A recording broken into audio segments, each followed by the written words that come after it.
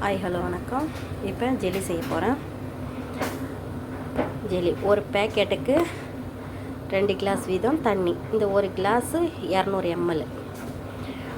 ஒரு பேக்கெட்டுக்கு 2 class 4 class தண்ணி வச்சுருக்கேன்.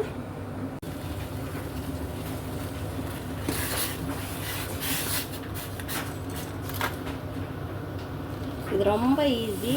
தண்ணி கொதிச்ச உடனே இப்போ இதை போட்டு நல்லா கிண்டி இது நல்லா கொதிக்கணும். கொதிக்கிறது ஒரு 5 நிமிஷம் கொதிச்சா போதும், எடுத்துடலாம்.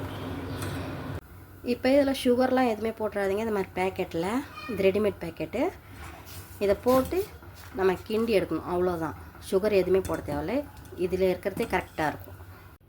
இப்போ இதில் தான் நான் ஜெல்லி ஊற்றி வைக்க போகிறேன். இதை பாருங்க, ஐஸ்கிரீம் குப்பி மாதிரி இருக்குதுல்ல. இப்போ இதில் நான் ஊற்றி ஃப்ரிட்ஜில் வச்சுடுவேன். கரெக்டாக 4 மணி நேரம்னா 5 மணி நேரம் இது இருந்தாக்கா ஜெல்லி ஆகிடும். அது வரைக்கும் இதை விட்டு பசங்க நிறுத்த மாட்டாங்க, குடித்தாலும் குடிச்சிருவாங்க. பார்ப்போம்.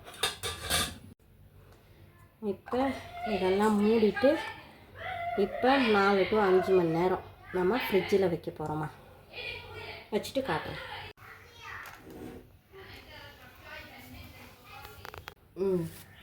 பாருங்கள், ஜெல்லி ஃபினிஷ் ஆயிடுச்சு. நல்லா எப்படி இருக்கு பாருங்கள். என் பிள்ளைங்க ரொம்ப வெயிட்டிங்கில் இருக்கிறாங்க. பாருங்க, எப்போ பார்த்துக்கிட்டே எடுத்துட்டாங்க. ஓகே, நம்ம பேஜை ஃபாலோ பண்ணுங்கள், சப்போர்ட் பண்ணுங்கள், லைக் பண்ணுங்கள், ஷேர் பண்ணுங்கள், கமெண்ட் பண்ணுங்கள். தேங்க்யூ.